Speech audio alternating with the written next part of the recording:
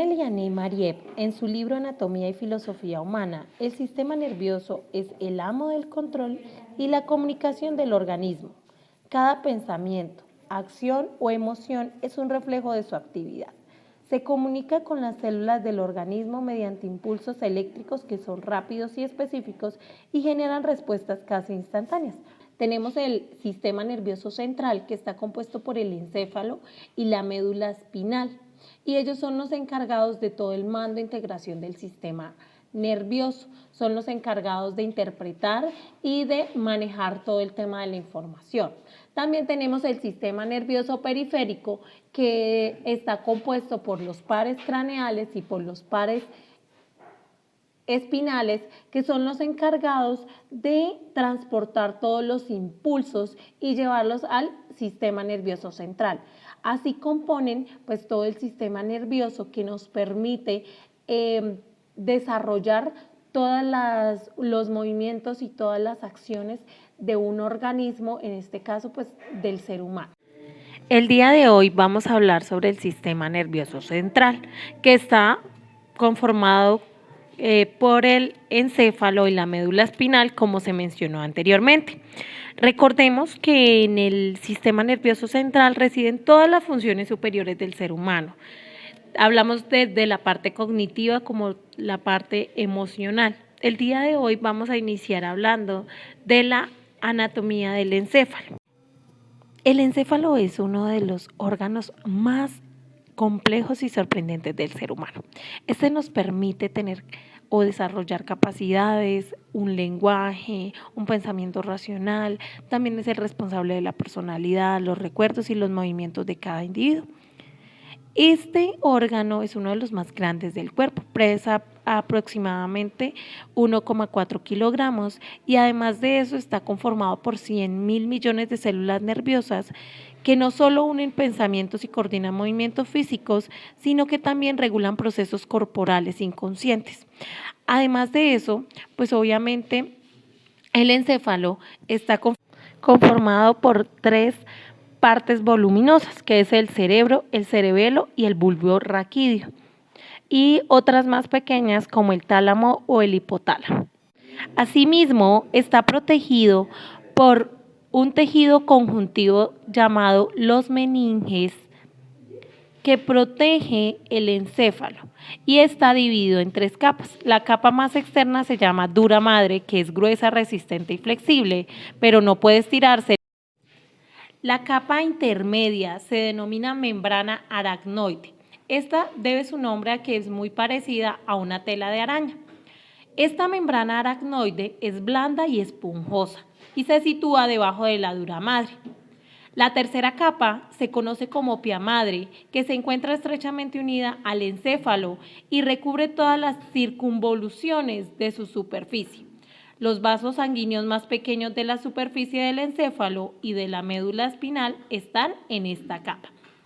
Entre la pia madre y la membrana aracnoide se encuentra el espacio subaracnoideo, que este espacio está lleno de líquido cefalorraquídeo. El encéfalo está dividido en tres áreas. Tenemos la primera área o cerebro anterior, llamado forebrain, que también es llamado prosencéfalo. Este prosencéfalo literalmente significa por delante del encéfalo. Así se denomina a la parte anterior del cerebro. El prosencéfalo está dividido en telencéfalo y el diencéfalo. El telencéfalo incluye la corteza cerebral, los ganglios basales y el sistema límbico. La corteza cerebral rodea los hemisferios cerebrales, por eso recibe su nombre. Es como la corteza a un árbol. Esta está llena de pliegues que están formados por surcos, cisuras o fisuras y circunvoluciones. Esto permite que aumente considerablemente su superficie. Esta corteza cerebral está formada por neurogliocitos y cuerpos celulares, dendritas y axones de interconexión de las neuronas. Como los cuerpos celulares que predominan en la corteza le confieren un color marrón grisáceo, a este se le denomina sustancia gris. Debajo de la corteza cerebral existen millones de axones que conectan las neuronas corticales con los localizados en otras partes del encéfalo. La concentración alta de mielina da a este tejido un aspecto de color blanco opaco, de ahí su nombre, que es una sustancia blanca. Tres áreas de la corteza cerebral reciben información de los órganos sensoriales. Entonces tenemos la corteza visual primaria, que es la encargada de recibir toda la información visual que se localiza en la parte posterior del encéfalo, en la superficie interna de los hemisferios cerebrales. Tenemos la corteza auditiva primaria, que es la que recibe la información auditiva y se localiza en la superficie interior de una profunda cisura de la cara lateral del encéfalo. Y tenemos la corteza somatosensorial primaria. Esta es una franja vertical localizada en una zona inmediatamente caudal al surco central.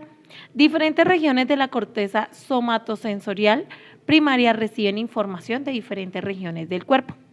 La base de la corteza somatosensorial y una región de la corteza insular oculta tras los lóbulos frontal y temporal reciben información relacionada con el gusto. Excepto los mensajes olfativos y gustativos, la información sensorial del cuerpo o del entorno se envía a la corteza sensorial primaria del hemisferio contralateral o contrario. Así, la corteza somatosensorial primaria del hemisferio izquierdo recibe información de lo que se está sosteniendo con la mano derecha, la corteza visual primaria izquierda de lo que ocurre a la derecha de las personas y así sucesivamente. La región de la corteza cerebral que está implicada en el control del movimiento de la corteza motora primaria. El resto de la corteza cerebral está encargada de todo el tema de sensaciones y acciones. Es percibir, aprender, recordar, planificar y actuar. Recordemos que la corteza cerebral está dividida por surcos entre las regiones rostral y caudal de la corteza, que se llama surco central. Recordemos que esta está implicada en todas las acciones del movimiento para planificar y ejecutar la conducta, mientras la región caudal está implicada en la percepción y el aprendizaje. La corteza cerebral, además, se divide en 4 áreas o lóbulos de acuerdo a los huesos del cráneo que los cubren. Entonces tenemos el lóbulo frontal, parietal, temporal y occipital. Incluye todo lo situado delante del surco central, mientras el parietal todo lo situado atrás del surco central. El lóbulo temporal sobresale hacia adelante desde la base del encéfalo y el lóbulo occipital se sitúa en la parte más posterior del encéfalo. Las áreas sensoriales primarias envían información a las regiones adyacentes llamadas corteza sensorial de asociación. En este circuito, todas las neuronas analizan la información desde la corteza sensorial primaria. La percepción y el recuerdo se almacenan en esta zona. La parte rostral del lóbulo frontal se llama corteza prefrontal. Esta región está implicada más en la elaboración de planes y estrategias. Recordemos que tenemos división de hemisferios cerebrales y hay funciones que están lateralizadas o localizadas en cada una de las partes del cerebro, que son los hemisferios. Por ejemplo, el hemisferio izquierdo participa en el análisis de la información y el reconocimiento de acontecimientos. Entonces, desarrolla actividades verbales como hablar, escribir y leer, mientras el derecho, el hemisferio derecho, está especializado en sintetizar información. Entonces, todo lo que tiene que ver con dibujar, leer mapas, construir objetos. Todo esto se unifica en el cuerpo calloso, que es una amplia banda de axones que conecta partes correspondientes de la corteza de asociación de los hemisferios derecho e izquierdo. Tenemos también el sistema límbico, que es una parte crucial del cerebro, ya que desempeña un papel fundamental en el control de emociones, la memoria y la conducta. Está compuesto por varias estructuras cerebrales que trabajan en conjunto para regular las respuestas emocionales y motivacionales del individuo.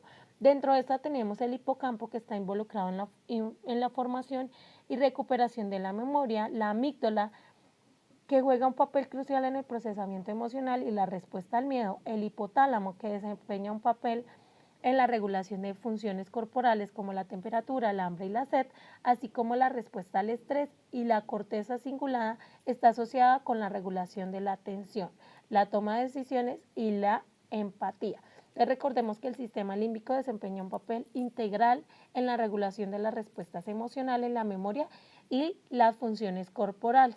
Entonces también incluye todo el comportamiento de interacciones sociales y nuestra capacidad para procesar y responder a estímulos emocionales de nuestro entorno. El diencéfalo es una parte fundamental del encéfalo, ya que desempeña funciones vitales en la regulación de procesos como la percepción sensorial, la regulación hormonal, la memoria y el control motor. Las estructuras principales del diencéfalo incluyen el tálamo, el hipotálamo, el epitálamo y el subtálamo. El tálamo actúa como una estación de relevo sensorial, transmitiendo información sensorial a la corteza cerebral para su procesamiento. El hipotálamo desempeña un papel en la regulación del sistema endocrino y autónomo, así como la regulación de funciones como la temperatura corporal, el hambre y la sed. Además, el hipotálamo está implicado en la regulación de las emociones y las respuestas al estrés. El epitálamo participa en la regulación del ciclo de sueño y vigilia, y el subtálamo, que está involucrado en la regulación del movimiento y la coordinación motora. En conjunto, el diencéfalo es una región clave del encéfalo que desempeña funciones esenciales en la integración de información sensorial, la regulación de funciones corporales, emocionales y la coordinación de respuestas motoras. El mesencéfalo, conocido como cerebro medio, es una parte importante y central del encéfalo que se encuentra en el tronco encefálico y el dencéfalo. Desempeña funciones vitales en el procesamiento sensorial, la regulación del movimiento y la coordinación de diferentes actividades cerebrales. Está formado por dos partes principales. Tenemos el tectún, que es la parte dorsal del mesencéfalo, que incluye los colículos superiores e inferiores, que desempeñan un papel crucial en el procesamiento visual y auditivo. El tectún está involucrado en la orientación espacial y los reflejos sensoriomotores. El tegmentún, la parte ventral del mesencéfalo, que contiene importantes núcleos de neuronas que participan en el control motor, la regulación del estado de vigilia, la atención y otras funciones cognitivas. El tegmentún también está implicado en la regulación del dolor y la coordinación motora. En conjunto, el mesencéfalo desempeña un papel fundamental en la integración de funciones sensoriales y motoras, así como en la regulación de procesos cognitivos y conductuales en el organismo. Tenemos el romboencéfalo, que es una parte importante del encéfalo, que se encuentra en la región más inferior y posterior del cerebro. Esta estructura está compuesta por el metencéfalo, que es la parte superior del romboencéfalo y consta del cerebelo y el puente troncoencefálico. El cerebelo es vital para la coordinación motora, el equilibrio y la postura, mientras que el puente troncoencefálico actúa como una vía de comunicación entre diferentes regiones del encéfalo y participa en funciones como la respiración, el sueño y la atención. Tenemos el mielencéfalo, que es la parte inferior del romboencéfalo y contiene la médula oblonga, también conocida como bulbo raquídeo. Esta estructura es fundamental para funciones vitales como el control de la respiración, la frecuencia cardíaca y la presión arterial. Además, actúa como un centro de regulación para diversos reflejos automáticos del cuerpo. La otra parte del sistema nervioso central es la médula espinal.